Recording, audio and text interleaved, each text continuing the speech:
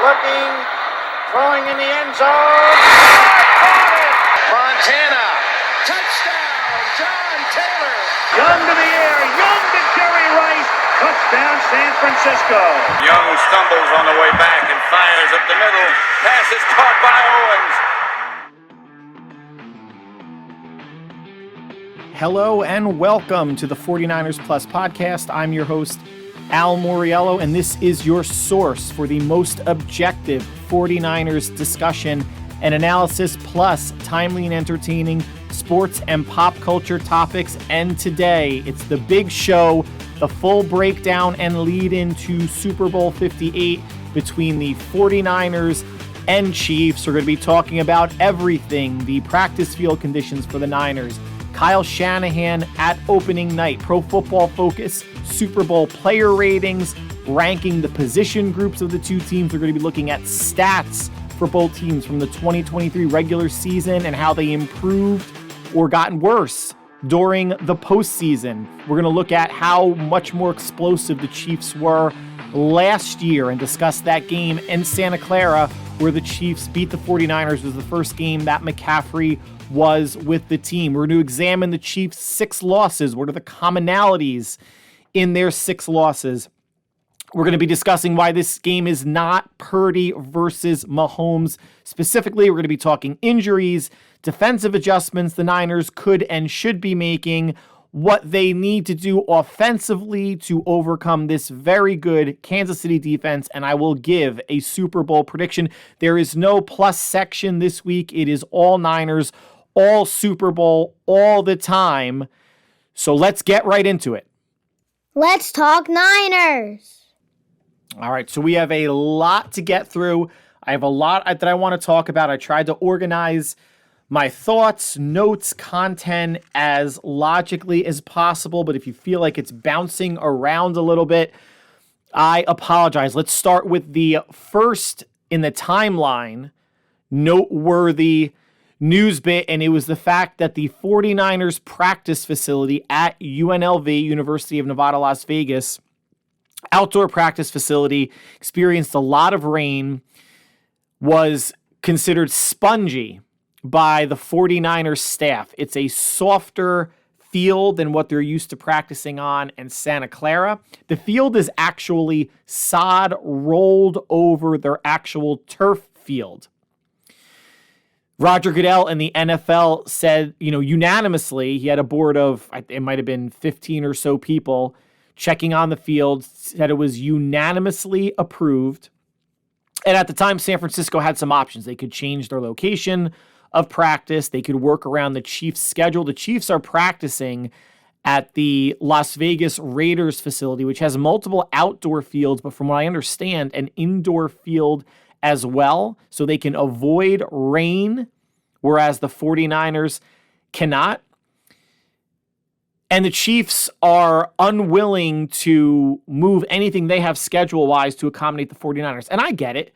If the 49ers were in this position, and even as a fan, I would say, no, the hell with them. That was the luck of the draw. Actually, it's not even the luck of the draw. The AFC team in the Super Bowl, if the Super Bowl is hosted at an AFC venue, the AFC representative gets the host facilities. That's how everything works.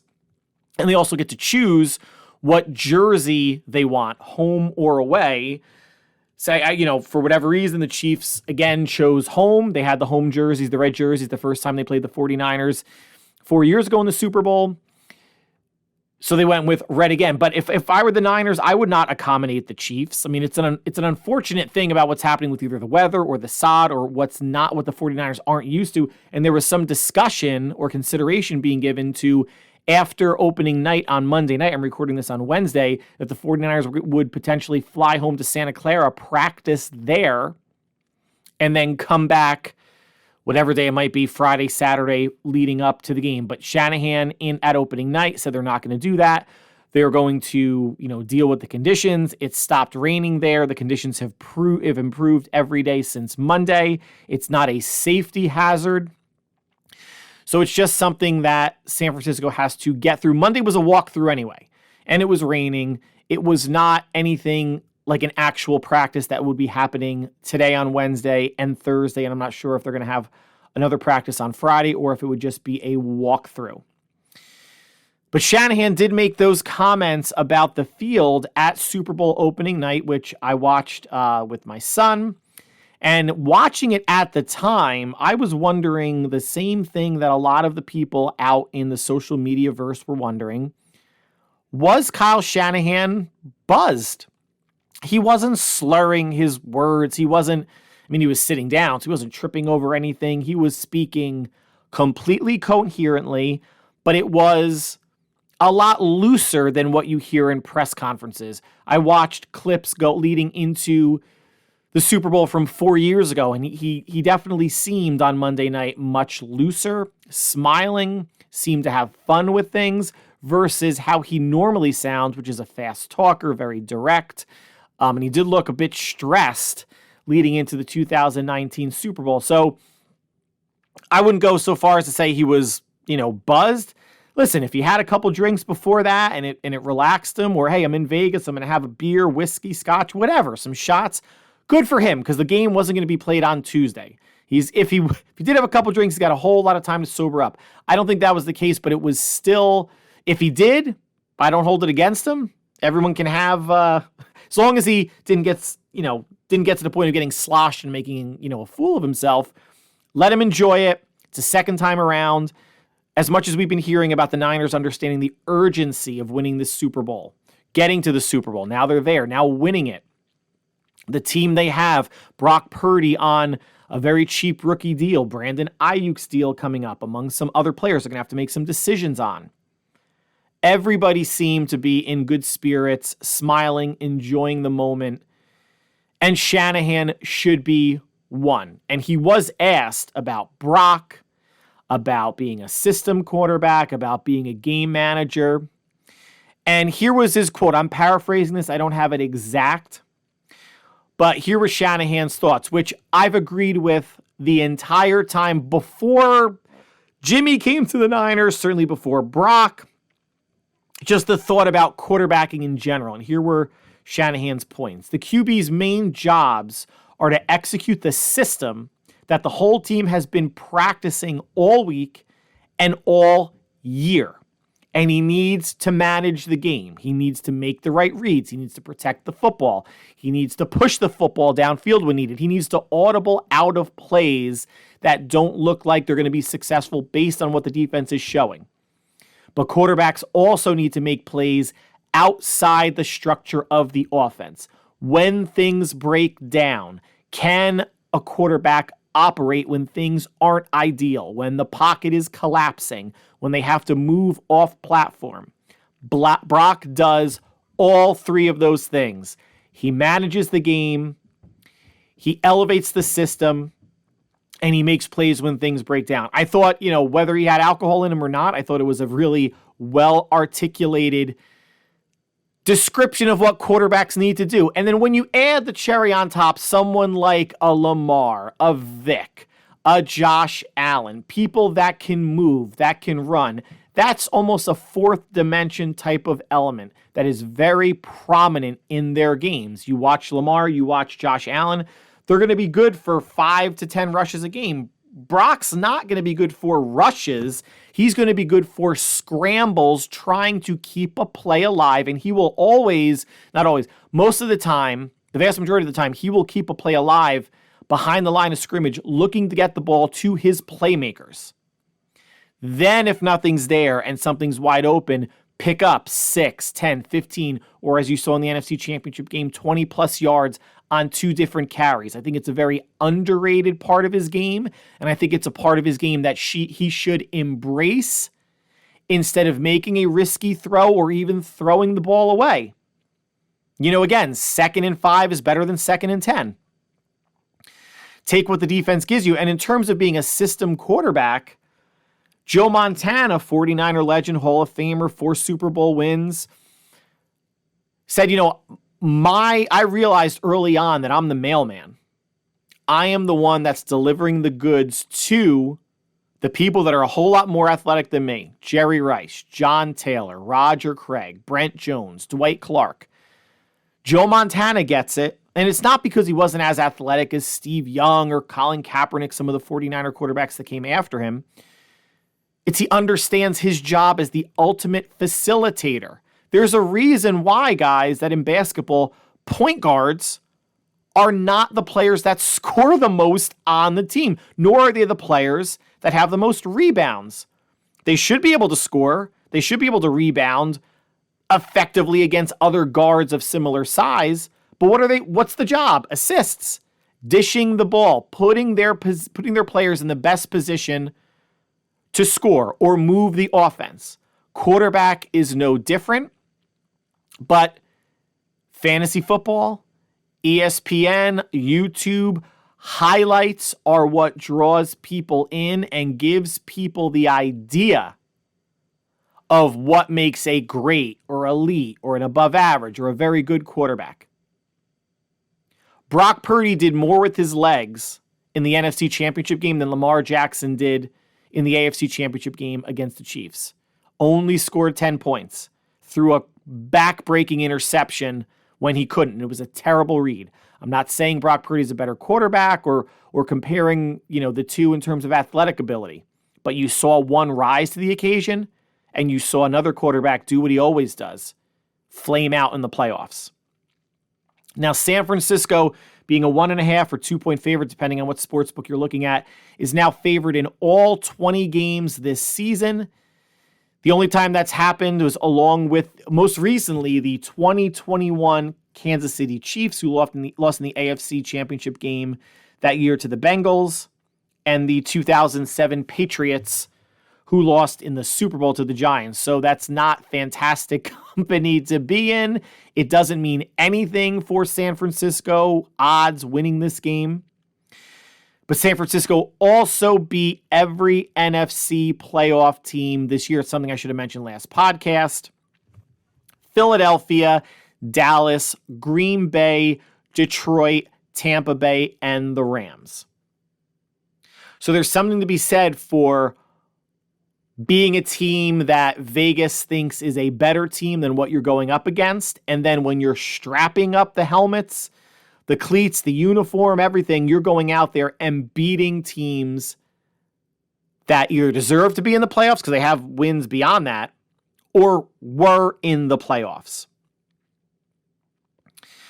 Now, Pro Football Focus released their Super Bowl player ratings. They listed the top 57 rated players among both teams. And the 49ers have the top 5 players on the list: Nick Bosa, Trent Williams, Brandon Ayuk, Christian McCaffrey, and Fred Warner. They have 7 of the top 10 players. So you add to those 5 George Kittle and Brock Purdy, and they have 10 of the top 15 players. So add to what I just mentioned, Debo, Jordan Mason actually, and Charvarius Ward. 10 of the top 15 players in the Super Bowl per Pro Football Focus are San Francisco 49er players. They also have the 2 highest rated offensive linemen in the Super Bowl. The Chiefs line is widely regarded, and rightfully so, as a better offensive line than San Francisco's. But the Niners have Trent Williams with a 92 rating, and right guard John Feliciano an 82.5. The strength of the Chiefs line is the interior. Creed Humphreys at center, Trey Smith at guard, Joe Thuney at the other guard spot, and Thuney is doubtful to play in the Super Bowl. Of those 57 players, San Francisco accounted for 32. The Chiefs 25, and poetic irony, the lowest rated of the 57 players is my best bud and yours, cornerback Ambry Thomas. I just found that amusing.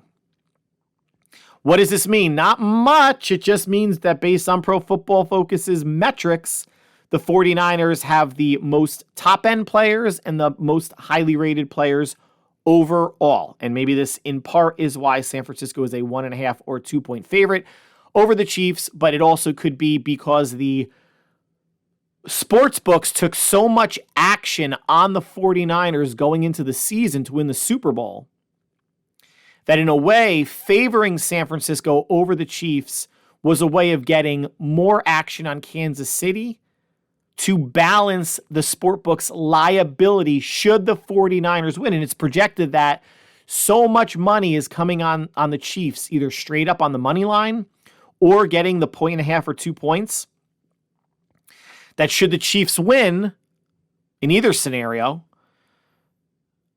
sportsbooks would be somewhat even or make a profit to offset all the 49er money they took in the offseason or during the season. Now, Pro Football Focus didn't stop there. They ranked, this is something that I was going to do, and my rankings were completely identical to what Pro Football Focus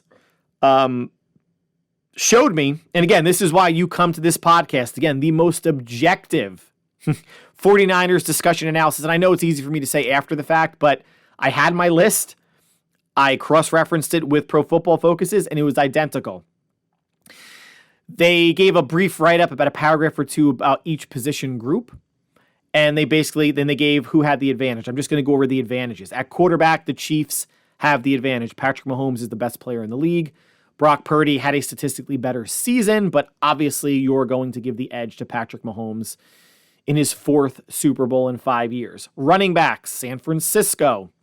Obviously, Christian McCaffrey, leader for offensive player of the year, had over 2,000 combined scrimmage yards. Running backs, better group than the Chiefs. Tight end, tie. So Kittle went slightly over 1,000 yards. Travis Kelce under 1,000. Kelce had a not great first 12, 14 weeks of the season, then turned it on down the stretch and in the playoffs. 11 receptions last week and a touchdown 2 weeks ago in the AFC Championship game against Baltimore. So a tie at tight end. Wide receivers, San Francisco has the edge. Offensive line, as I mentioned earlier, Kansas City. Defensive line, San Francisco. Now, this is actually factoring Charles Omenihu for the Chiefs being out. He's second on the team with 7 sacks, but it's also factoring in Drake Jackson and Cleveland Ferrell at defensive end being out for San Francisco, and they combined for 6.5 or 7 sacks themselves.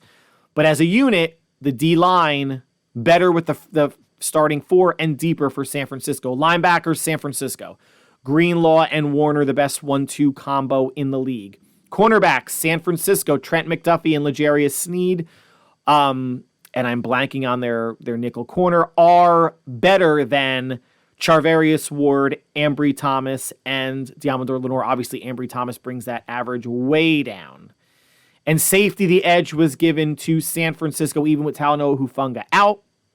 Tayshaun Gibson, Jair Brown filling in more than admirably for Hufanga, and Logan Ryan being the number 3 safety. So that means out of the 1, 2, 3, 4, 5, 6, 7, 8, 9 positions, San Francisco has the edge in 5. Kansas City has the edge in 3, and 1 tie the tight end. So again, the Chiefs, quarterback, O-line, and cornerback.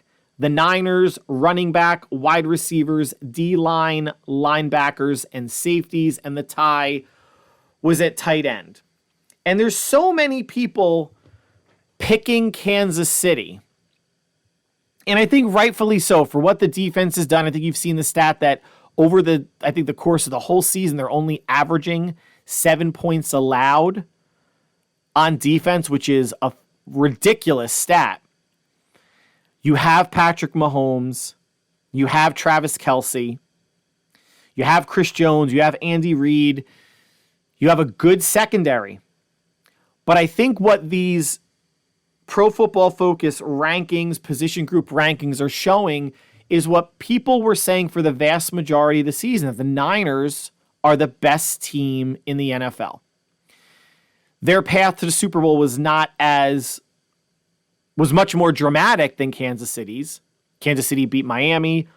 Anybody thinking that the Dolphins had a chance in an Arctic temperature game needs to get their head checked. That was an easy win for the Chiefs. Went to Buffalo and win, although they gave up about 180-something yards on the ground. Went to Baltimore and really shut down the Ravens' offense, especially their running game. But for whatever reason, offensive coordinators for the Ravens got away from the run. The Ravens running backs had 6 runs all game. Do you think the Niners running backs are going to have 6 runs all game? Do you think they're going to have less than 16 runs all game or 20? And we're going to get into that more later. Baltimore played right into Kansas City's hands. Kansas City's a good team. I am not knocking them. They have the best player in the Super Bowl in Patrick Mahomes. Not based on Pro Football Focus's ratings, but I think if you'd ask me, if you'd ask anybody, he's the best player in the league, the only elite quarterback in the league, a true difference maker. And I think the Chiefs being defending champs, I think the Chiefs having historically a much, much better offense than what they have this year. We're going to get into that. And getting back and having the reigning MVP in Patrick Mahomes, Brock Purdy being one of the MVP candidates along with Christian McCaffrey, gives the perception maybe that the Chiefs are better than they actually are. They're a good team.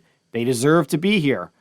They went through 2 really good teams in Buffalo and Baltimore. And if the Dolphin game was even in just 40-degree weather, that could have been completely different. But the ratings and the position group rankings, I think, are logically true and speak for themselves. Now, let's look at the Chiefs, though, and we're going to look at the Niners as well. Overall rankings in the 2023 regular season. So offensively, 9th overall. 6th passing the ball, averaging 246 yards a game. 19th rushing, 105 yards a game. 15th scoring, averaging 21.8.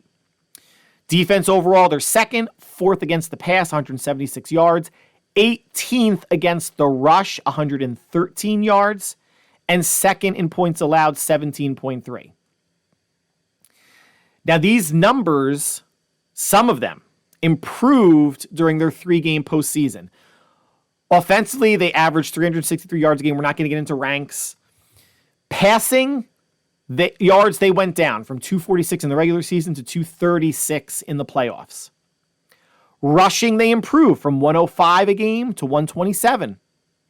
And points, they slightly improved from 21.8 to 23.3. Defensively, they're allowing 323 yards a game. Their pass defense got worse. Averaged 176 per game in the regular season, allowing 210 a game in the playoffs. 34 yards a game. Rush defense has been consistent. They allowed 113 a game in the regular season, 113 in the playoffs. Points, they've gotten better. They're allowing only 13.7 in the playoffs. They allowed 17.3 during the regular season. Turnovers in the postseason, the Chiefs are +2. So some improvements, some non-improvements. The rush defense is what it is, a middle-of-the-pack rush defense, and that's where San Francisco can take advantage. 113 a game, the Niners should get above that, and Kyle should commit. Unlike their last 2 meetings with the Chiefs, they should commit to getting above that. Now, the Chiefs' defense since week 10 of the regular season. Here's where it gets a little bit more concerning if you're a Chiefs fan. Their expected over average per play ranks 19th. Nearly bottom third. Their success rate, top 10, 9th. Their EPA per pass play, 13th. EPA, again, expected over average per rush, 30th. And their explosive rush rate, 20th. The rush defense is where the Chiefs can get hurt. Charles Omenihu, defensive end, out. So you have less pass rush, and he was good at holding the edge defensively. He was a bigger defensive end. Derek Nandi, defensive tackle, on IR. Done. Not going to play in the Super Bowl. Second best run stopper behind Chris Jones.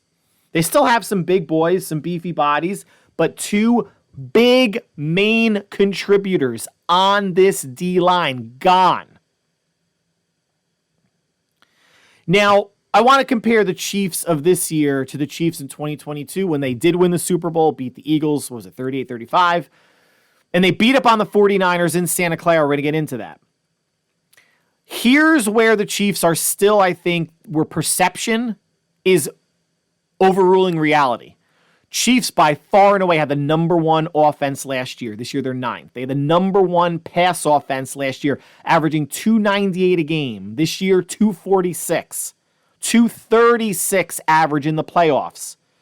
So you're going a 52-yard drop and a 62-yard drop versus last year. They're the number one team scoring points last year, 29.2 a game. This regular season, they're averaging over a touchdown less, 21.8. And here's the big misconception about the Chiefs running the football with Isaiah Pacheco. Saying now they're built to play defense, which is true, the defense is better. And they could run the ball better. Really? In 2022, while they ranked 20th running the ball, they averaged 116 yards a game. 2023, they're averaging 105. The Chiefs are a worse running team this year than they were last year when they won the Super Bowl. They are a significantly worse passing team this year than last year when they won the Super Bowl. And they're averaging over a touchdown less per game this year. Defensively, they were 11th overall last year. This year, they're 2nd. Their pass defense was 18th, allowing 221 a game. Now they're averaging 176, but 210 in the playoffs. That's very close to what the Chiefs were last year. Rush defense last year was actually better. Actually better, allowing 107 yards a game. They're allowing 113 a game. In points, they were middle of the pack, allowing 21.7 a game. Regular season this year, 17.3. In the playoffs, 13.7. But you can thank the Dolphins and the Arctic temperature, and you can thank Lamar Jackson for choking, and Zay Flowers for choking away the AFC Championship game for that. So the 2023 Chiefs, guys, are not the 2022 Chiefs. Yes, they have Rashee Rice and Marquez Valdez-Scantling. 2022 had Juju Smith-Schuster and Marquez Valdez-Scantling. They had Isaiah Pacheco. They had Jerick McKinnon. They had the same line. The defense got a little bit younger, a little bit faster, a little bit more athletic. That's why you're seeing this improvement from 11 overall to 2, from 18 overall to 4 against the pass. Worse rush defense, though. Now, San Francisco, listen, we'll look at how they dipped from the regular season to the postseason. Regular season, number 2 overall offense, number 4 passing, number 3 rushing, and number 3 points scored, averaging 28.9. In the postseason, they're averaging 6 less passing yards a game, so from 258 to 252. They're averaging 8 less rushing yards, 141 to 143, and they're right there in points scored. They were averaging 28.9. They're averaging 29 a game. The offense is there. The offense is playing to how they played all regular season. Defensively, the pass defense was averaging, they were number 8 overall. The pass defense was 14th, averaging 214 a game. They're allowing 227 a game.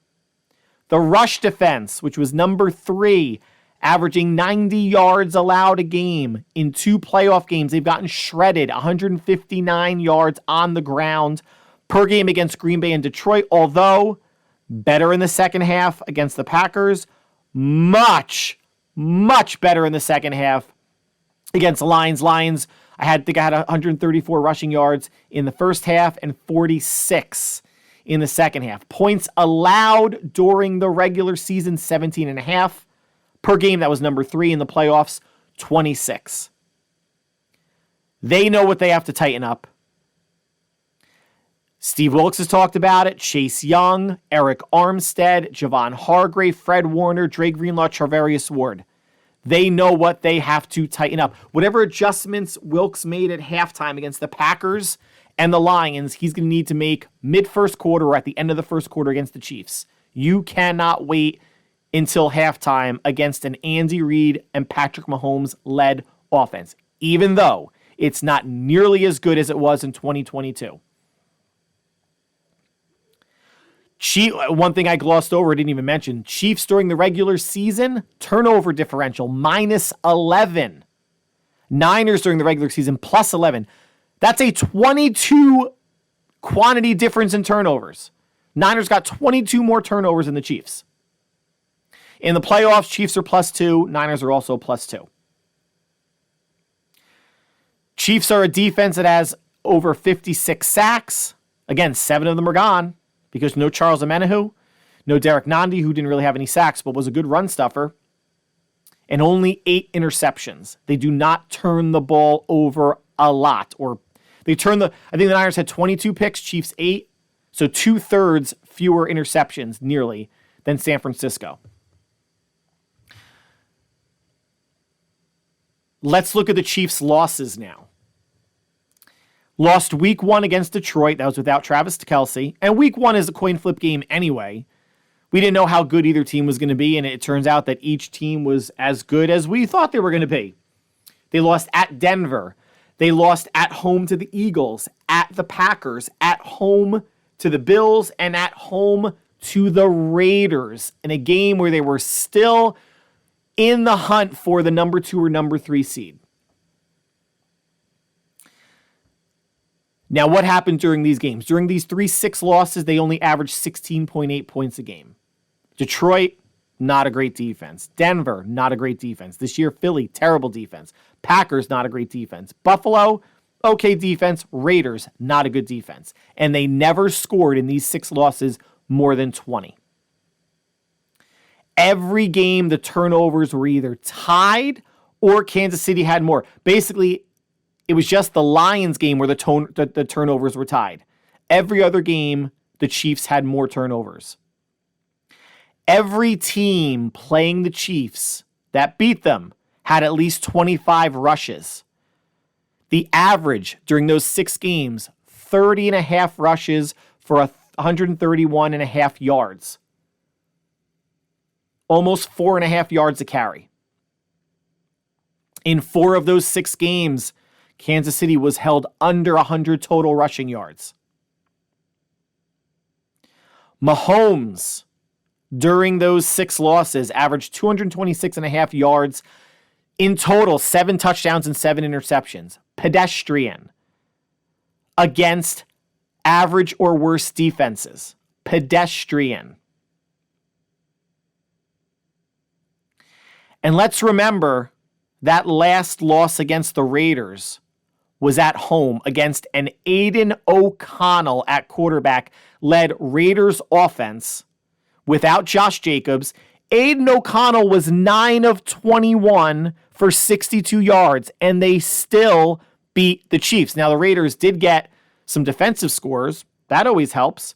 But you're telling me the Chiefs couldn't muster enough offensively to overcome that and beat the Raiders? Nor could they stop the run without Josh Jacobs. Zamir White had over, 130 rushing yards. 4 of their 6 losses were at home, where they've been nearly invincible. And 3 of their losses, the Lions, the Eagles, and the Packers, were against teams the Niners beat. And the Philly game was in Philly, and they shellacked them. This is not the invincible Kansas City Chiefs team of years past, guys. It's not the explosive Chiefs team of years past. It's the same Chiefs team that can't stop the run. But there is no Tyreek Hill. There is no Sammy Watkins. There is no, we had Denarius Robinson or some Robinson fast receiver. They do have Mecole Hardman back. Maybe it'll become part of the game plan. They still have Travis Kelce. Rashee Rice is turning into a nice player. Marquez Valdes-Scantling, whatever. They can go multiple with tight ends. They've committed to running the ball more, but they're not a better running team than they were in 2022. They're not. They're averaging 11 yet less yards a game. If you want to say, it's only 11 yards, they're worse. Moral of the story is they are worse. Now, they're better in the postseason than the regular season. But you had to run the ball against the Dolphins. It was a freezing game. Mahomes did have a good game, but you know they were going to run there. Buffalo was playing ball control. They wanted to play that back. And once the Chiefs got up on Baltimore, they were running the ball more. So there's reasons for that. And Isaiah Pacheco, who people, have said he runs angry, like he's angry at the ground. His 3 games in the playoffs, he's averaging 21 rushes for 85 yards, 4 yards a carry. But he's getting the volume. Didn't go over 1,000 yards in the regular season. They have no receiver who went over 1,000 yards. Rashee Rice and Travis Kelce were close. Didn't go over 1,000. They are going to run the ball. They are going to test the 49ers run defense. They're going to test them on the edges, where the Niners have had difficulty stopping outside zone runs and sweeps. Pacheco's getting the volume, and he could be a difference, especially with who they have inside. Humphrey, Trey Smith, no Joe Thuney. That will be a loss, and we'll see if that's where either Armstead or Hargrave lines up to try to get some push the pocket or split defenders or offenders, I guess, to get to Mahomes on pass downs. And I think people are still stung by, if you're a 49er fan, the matchup in Santa Clara from 2022 where the Chiefs won 44-23. This was a game San Francisco was up 10-0. They turned Mahomes over early, got an interception, turned that into points. They were down 14-13 at the half, the Niners were. They got the game to 28-23 on a George Kittle touchdown, and then the Chiefs scored the last 16 points, including a safety on Jimmy Garoppolo. Mahomes went nuts that game, threw for 423, 3 touchdowns, and 1 interception. As a team, they ran the ball 21 times for 112 yards and 3 touchdowns. That's over 5 yards a carry. Jimmy played a pretty decent game, 303 yards, 2 touchdowns, and an interception. As a team, the Niners ran it 21 yards for 101 yards, almost 5 yards a carry, and the Chiefs had actually 3 rushing touchdowns that game. Chiefs got to Garoppolo, 5 sacks. Niners only 1 on Mahomes. The D-line needs to pin their ears back. The Packer game, if you want to excuse with no sacks given the wet field and the rain, okay, but the Packers did get to Purdy a couple times. Bosa had 2 sacks against the Lions. But you'd want to see this game, Bosa, Young, Gregory, Beal, if they call Austin Bryant up, I'm not sure. Hargrave, Armstead, Givens, Sebastian Joseph Day, and Kinlaw pushing that pocket, making Mahomes uncomfortable, forcing him into some ill-advised passes. Pressures, super important, but close the deal. Pressure and a sack. Get off the field on 3rd downs. Make a 2nd and 8, a 3rd and 15.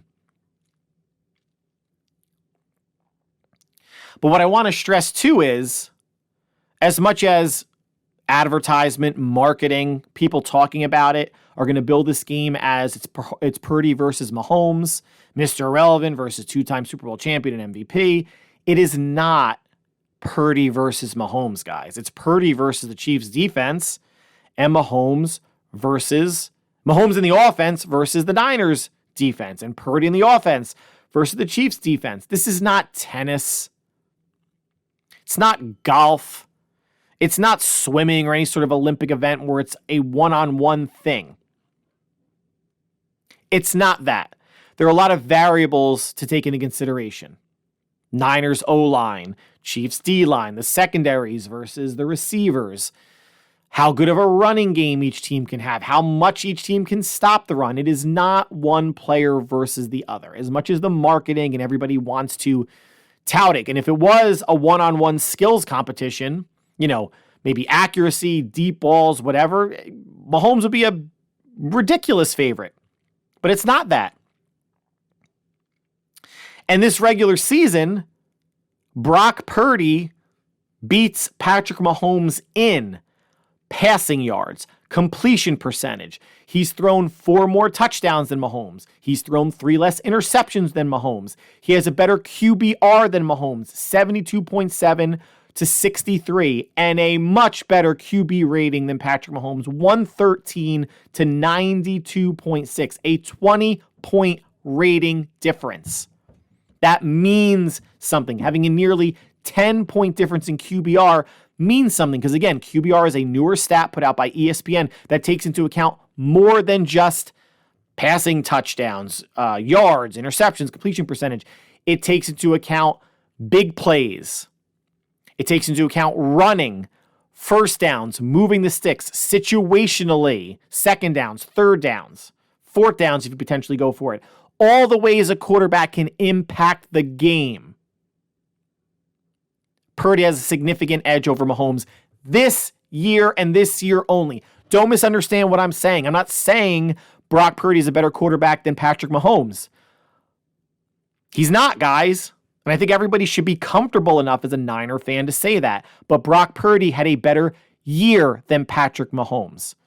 If a Chief fan's listening, you have to grant that.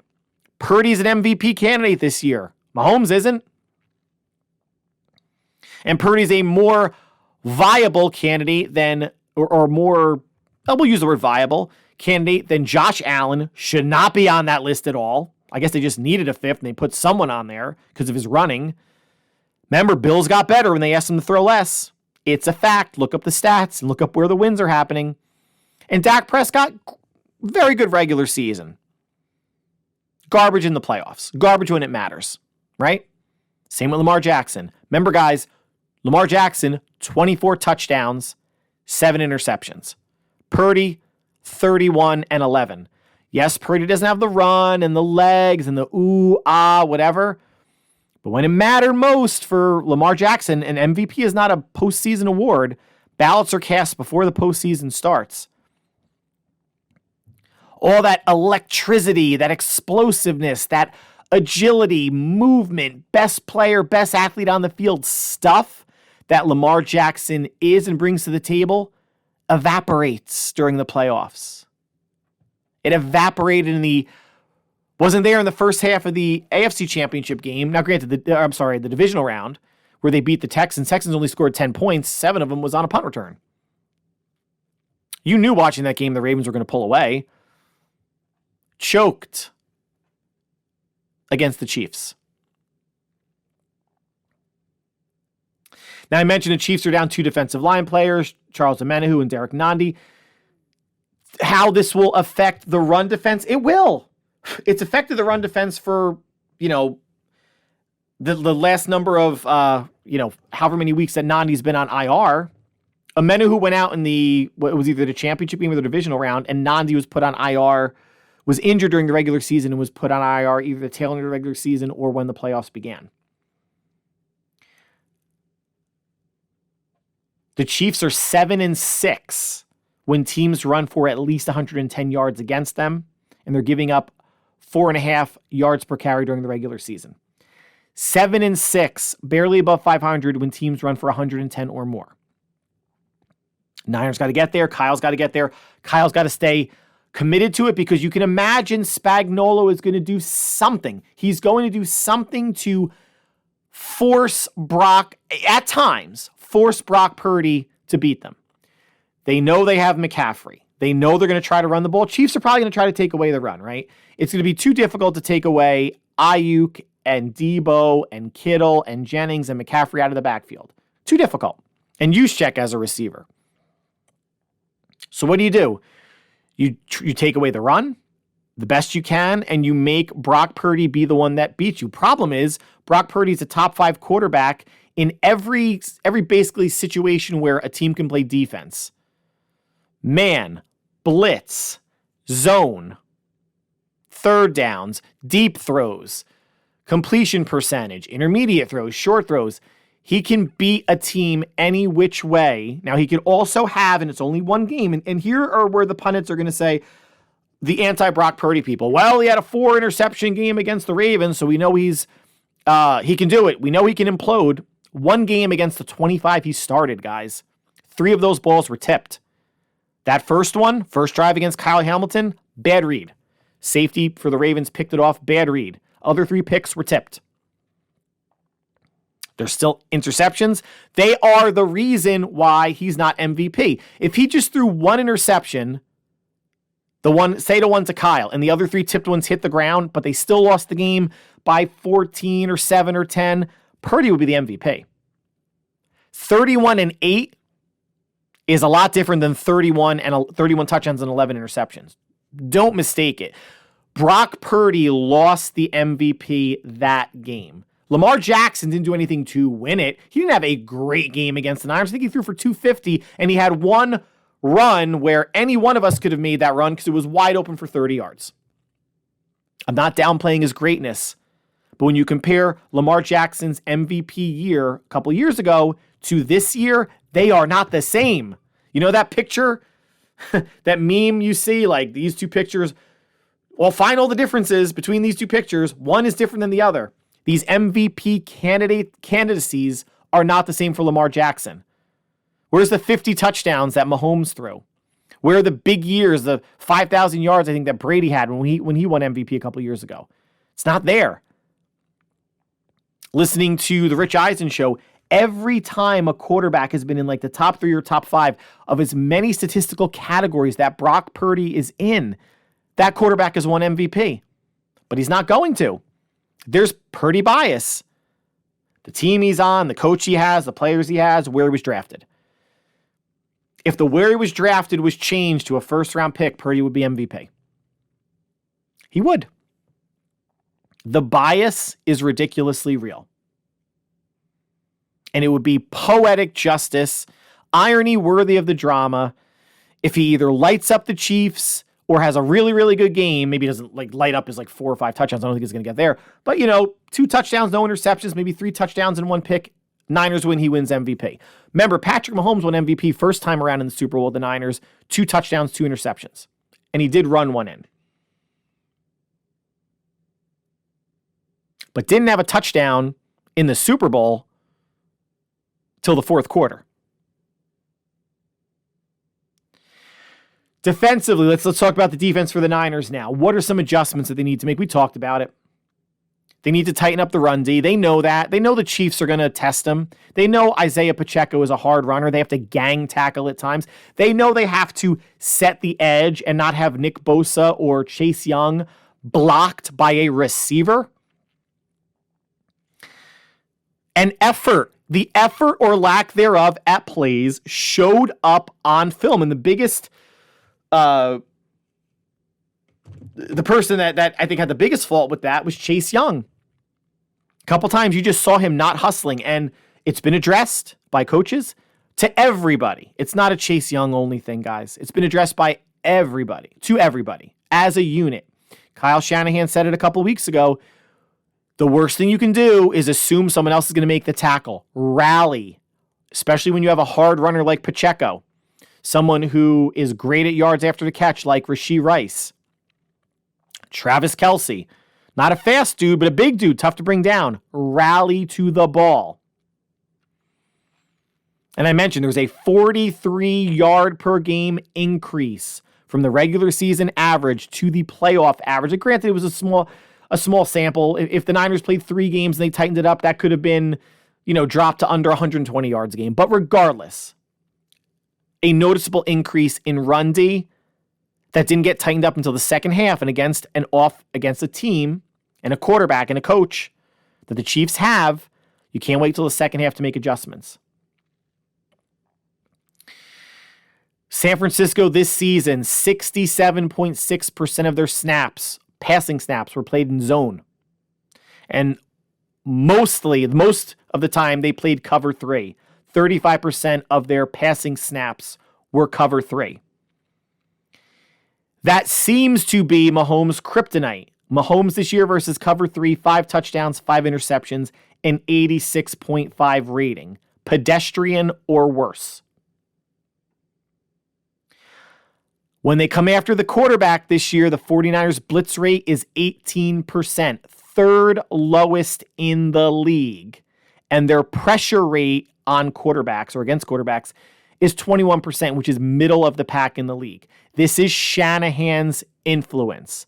Steve Wilks is known as someone who likes to blitz. Maybe not as much as Wink Martindale, formerly of the Giants, or the Vikings defensive coordinator. There are blitz-happy teams in the league. Steve Wilks is not in that quantity, that percentage of frequent blitzing, but you could see maybe their blitz rate being Not 18%, maybe it's the low to mid 20s, maybe 23, 24% is where he wants to be.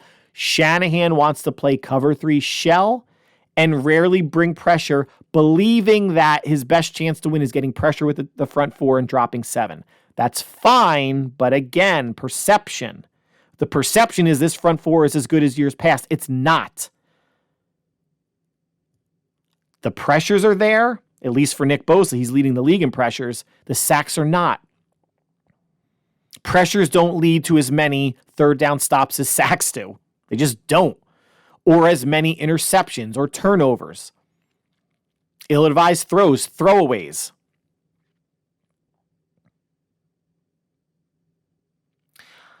So an 18% blitz rate and a 21% pressure rate. Mahomes versus the blitz. 6 touchdowns, 3 interceptions, 7 sacks, and an 86.6 quarterback rating. That rating against the blitz that QB rating is 33 points lower. His rating was nearly 120 in 2022 against the blitz. It is not the death sentence that it used to be to blitz Patrick Mahomes. Send it.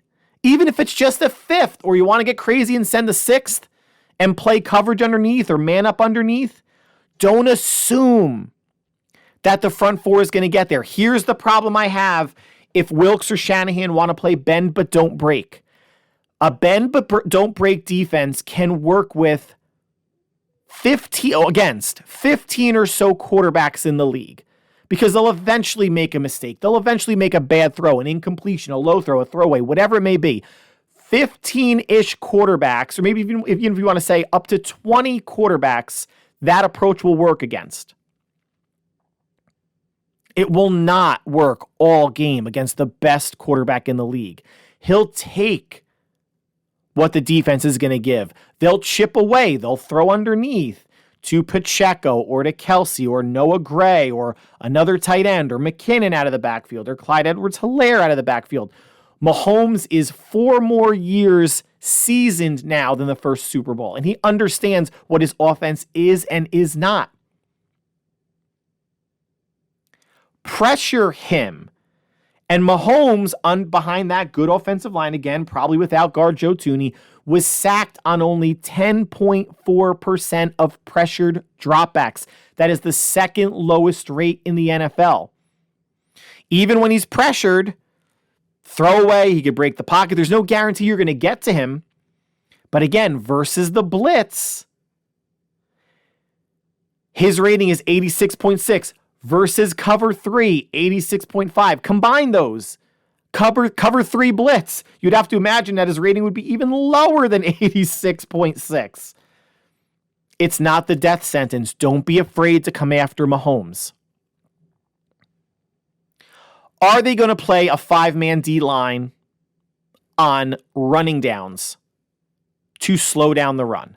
When they've done that in the past, they've had some success, and usually they bring in Javon Kinlaw to play over the center, to essentially play the nose. And if you do that with 5, or when you are playing a 4-man, your base defense, which is wide 9, are they going to put Eric Armstead at D-end on rundowns? He was a D-end earlier in his career or played a significant amount of snaps. He's a big dude, right? 6'6", 6'7", 290? Bigger dude than Chase Young or Bosa. You're not going to take Bosa out. Maybe you take Chase Young out, you put Eric Armstead at D-end, and bring in either Kinlaw Givens or Sebastian Joseph Day as your other defensive tackle. I wouldn't be opposed to that. I've been calling for a 5-man. You can't play a 5-man line all game, but you can pick and choose spots where it feels like it's a rundown. Or and listen, maybe even put your 5 best pass rushers in. I don't know who Randy Gregory is a light kind of guy, but maybe you move Bosa inside or Young inside. But the point of the matter is playing a 5-man down D line with 2 linebackers behind it. It's still a 7-man box. And if you want to drop a safety down a little bit and just play 1 deep, whether it's Gibson or Jair Brown, Kelsey's going to hurt you. Pacheco can hurt you if the run game gets going.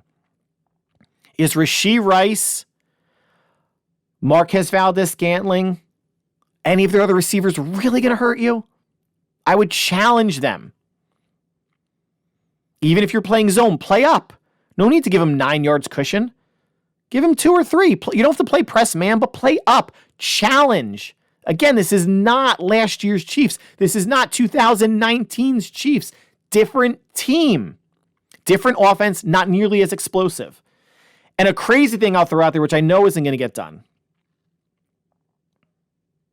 The most dangerous weapon on Kansas City outside of Mahomes is Kelce because of the chemistry he has, because of the routes he runs. Sometimes they play backyard football and he runs his own routes, but he's not an overly fast guy. He's a big guy. So does that mean at times will Warner drop with him? Maybe. Greenlaw, will they bracket him if they're going to play cover 3 zone? Are they going to bracket him at some point? It's every team's game plan, I imagine, to take Kelce away, and it rarely happens. I know he didn't have a great start to the season, first 8, 10, 12 weeks, but the Niners have the personnel to do it, and I wonder, would they put Charvarius Ward in the slot and man up Kelce at times? Which means you would have Ambry Thomas on Valdes-Scantling, and you would move Diamondor Lenore outside. I don't want Isaiah Oliver in the slot covering Kelce. Diamondor Lenore as their base slot corner has been played well, but it's a mismatch. He's 5'10". He's a lot smaller than Kelce. At least Charvarius Ward is 6 foot, 6'1". Longer wingspan, better corner. He's an all-pro this year. I know he's a boundary corner. He's moved inside at times. He's had games where he followed against the Seahawks DK Metcalf around and limited him. Could they do? They're not going to do it all game. They probably won't even do it at all. But is it a consideration? Yes. Because I have faith in Diamondor Lenore and Ambry Thomas to a certain degree to control these receivers because they're not great receivers. There is no Tyreek Hill on this team. There's no one you have to fear over the top. Yes, Marquez Valdes-Scantling is fast, but his hands are suspect, and I just wouldn't be scared by him. Put Ambry Thomas on him. Put Lenore on Rashee Rice. At least you're matching up height-wise against those two receivers as best you can.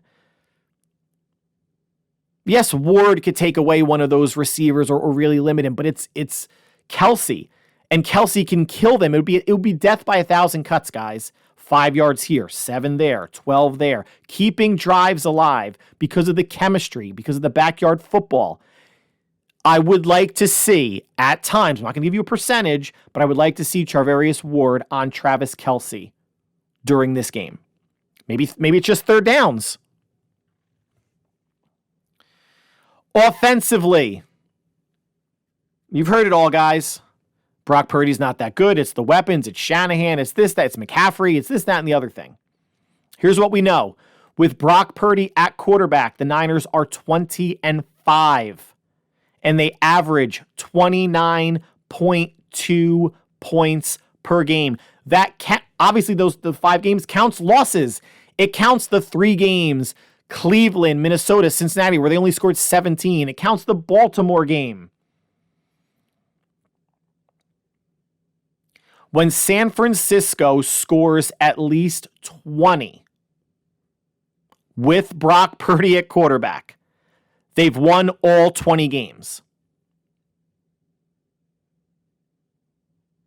Under 20, they're 0-5. There's your inverse. So is this a race to 20? In some ways it is. I would say maybe it's a race to 24 or 27. I think if the Niners get to 30, they win the Super Bowl. I don't think the Chiefs are going to score 30 points. Remember, too, when this offense is fully healthy, he has all his weapons, and Trent Williams is a weapon also. They have only one loss, and that's against the Ravens. The Ravens earned that. They played good defense. They were opportunistic. They got 5 turnovers, counting the one that Sam Darnold threw at the end of the game. Only one loss, and that loss was a 49er offensive implosion. Bad luck at times, yes, but implosion. The Niners will lose this game if Purdy implodes. Same for the Chiefs. The Chiefs will lose this game If Mahomes implodes, throws 2 interceptions, 3, 4, any team will.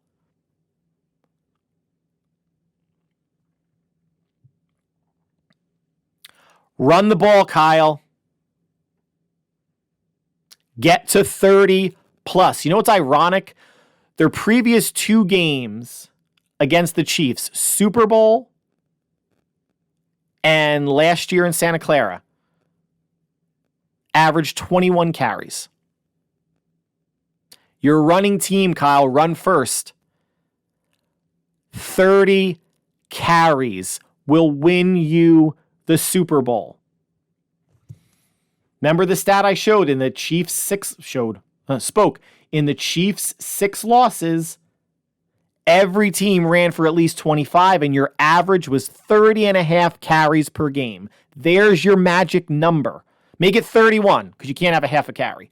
31 carries, Kyle, will win you the Super Bowl. And not every carry is going to go for 4, 5, 7 yards. They're going to stop McCaffrey behind the line of scrimmage. But if that's the case, McCaffrey should get his 20. Debo should get close to 5. Mitchell should get 5 to 7. And I know you're not going to put Jordan Mason in. Debo's probably the backup running back in terms of carries in this Super Bowl. He will get the second most carries, then Mitchell. Pound that D line. Use that zone run. San Francisco is the number 1 team in terms of yards per carry when they are running zone runs. And guess what? The Chiefs are second to last, 31st in yards per carry allowed against zone runs. Explosive pass rate. The Niners are the number 1 explosive pass team in the NFL. Chiefs are 24th. Purdy is number 5 on deep passing yards. Number 1 on yards per attempt on deep passes. 20 yards per attempt. That's not completion. That's attempt. Number 1 deep passing touchdowns quarterback. He has 12. And number 1 on deep pass completion percentage, 62.3. The entire offense, unlike with Jimmy in the Super Bowl, although remember, people are going to forget this. Going into the fourth quarter, Garoppolo was 18 of 22. Finished 20 of 31. But going into the fourth, he was outplaying Mahomes. Purdy has got to be that guy, and he's got to be the guy in the fourth quarter against the Packers and the Lions to get this win. Can he outplay Mahomes? I believe he can. I believe he can. And if you want to give the nod, because of the weapons, because of Kyle, because of what the run game can bring, because the Chiefs are middle of the pack against the run, 113 yards a game, regular season and postseason. And they're not nearly as good of a running team this year as last year. Or they're not as good. I mean, they're 11 yards worse, but they're not as good. Perception is greater than reality for people creating the talking points for this Super Bowl. And defensively, against the Chiefs, like to blitz, they blitz at the 5th highest rate in the league, 37.5. They blitz twice as much as the Niners. The Niners' blitz rate was 18%. Chiefs are at 37.5. How often are they going to come? Are they going to come at Purdy more than one every 3 passes? They might. 1 out of 3 is 33%, right? So it'd have to be more than 1 out of 3.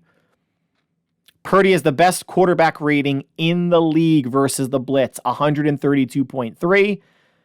And he has 15 touchdowns and 2 interceptions versus the blitz this year. All that being said, the players, the positional rankings from Pro Football Focus, the injuries on the defensive line, the averages, passing, rushing, offense, and defense, regular season, postseason for both teams. Niners are pretty consistent offensively in the postseason. Defensively, have gotten a little bit worse. I believe Steve Wilkes can tighten that up. He needs to.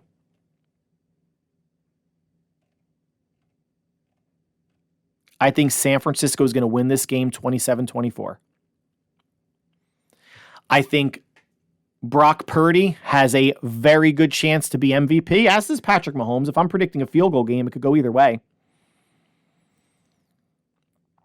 I think there's a revenge factor. I mean, there's only 11 players on the team for each team that were in the previous Super Bowl in 2019.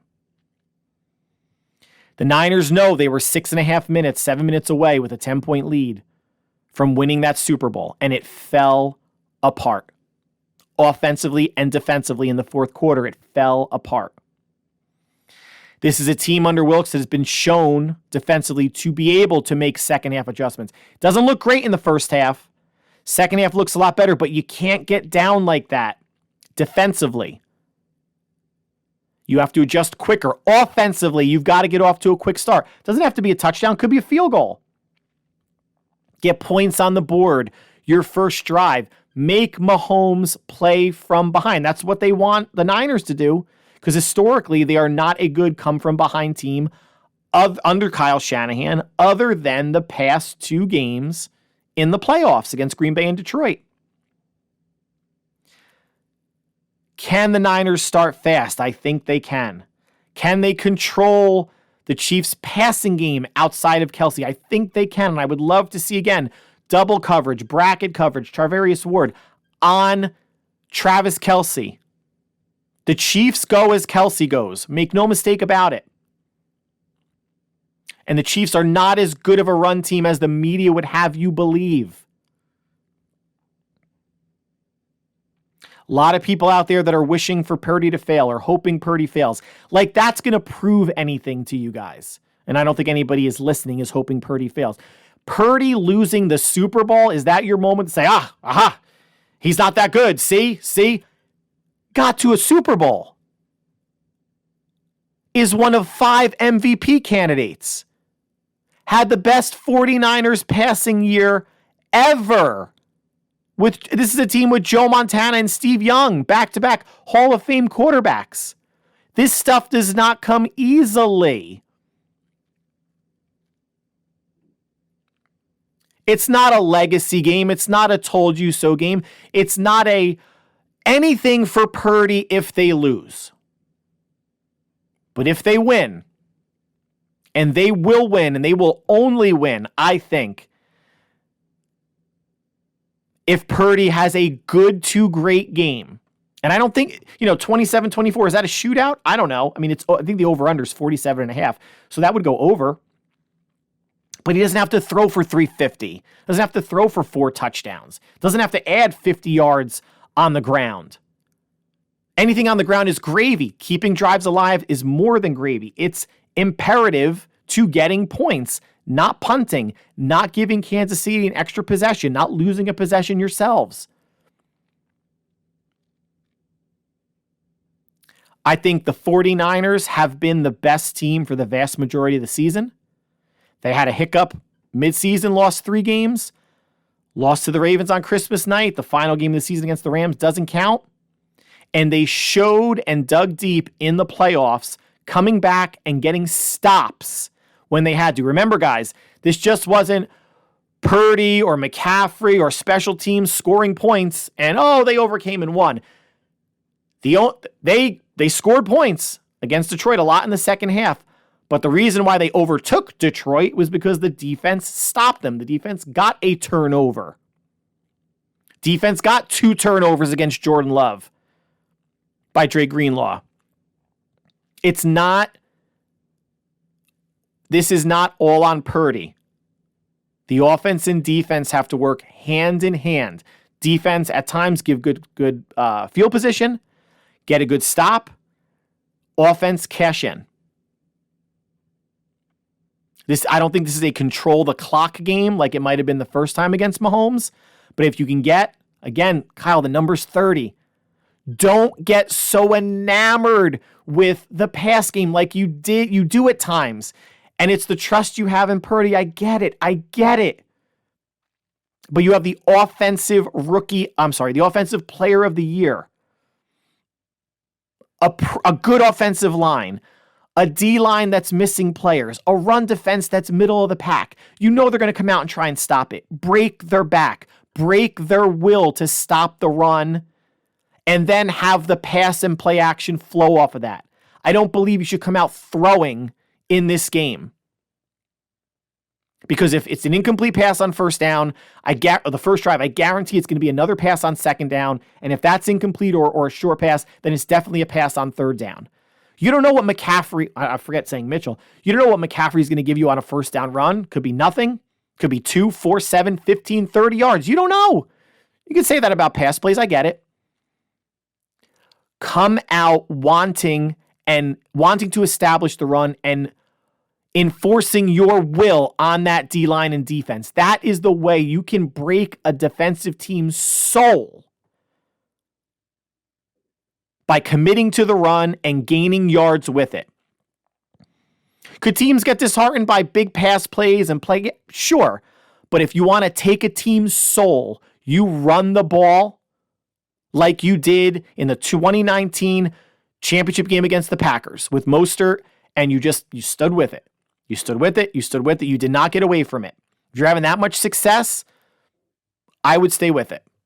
Because you know the passing, because I believe the passing game when needed will be there because you have a lot of weapons, you have a great scheme, and you have a very efficient trigger man. And I believe the defense will do enough. The defense, I don't think they're going to put on a clinic by any means or slow down or stop anybody. But I think the defense will do enough to allow the offense to score more than the Chiefs. That concludes the podcast for today. I want to thank you for listening like always. Thank you for taking time out of your busy schedule for making us part of your listening routine. Only 5 more nights, Wednesday, Thursday, Friday, Saturday, only 4 more nights until we wake up Super Bowl Sunday. Niners, Chiefs, getting more excited as each passing day comes. Hopefully this is the game where Kyle, the Niners, and Brock Purdy, everybody involved, gets some vindication against Kansas City. And I'm still not sure how not everybody out there, unless you're a Packer fan, Cowboys, Eagles, Seahawks, Rams, how you're not rooting for the 49ers and Brock Purdy. One, the Chiefs are turning into the Patriots. They're turning into the Golden State Warriors. They've been good enough long enough now that don't you want to see them lose? And still, how are you not rooting for, you don't call him an underdog story, someone who had to fight odds to get to where he is, quarterbacking, last pick of the draft, needed 2 players to get injured in front of him to start. It's not like he was a 7th round pick and he lit it up and Shanahan said, oh, lit it up. We're going to go with Purdy. Purdy didn't get in until injuries happened. I don't care, but I'm surprised more people are not rooting for San Francisco. Doesn't matter to me. I'm going to be watching this game at home, alone in the first half. My son's going over to a friend's house for a Super Bowl party. Going to come home at halftime, watch it with him. Going to watch it in our computer room /den. That's where we watched the first 2 playoff games. And if that doesn't work out, we'll come into the basement. We have a half-finished basement and watch it there. I watched the 2019 Super Bowl in our living room. Did not go well. And I'm all about superstition. But I will conclude there. Again, still other sports going on. College basketball, NHL, NBA, whatever else you enjoy. Sports, movies, TV, otherwise. Enjoy as we march towards the Super Bowl on Sunday. Until then, everyone stay happy, stay healthy, stay safe. We will have a show. The Niners win, it'll be on Monday. If they lose, it might be Tuesday or Wednesday. But pumped, looking forward to it. Looking forward to a Niner win. Go Niners. We will talk soon. Take care.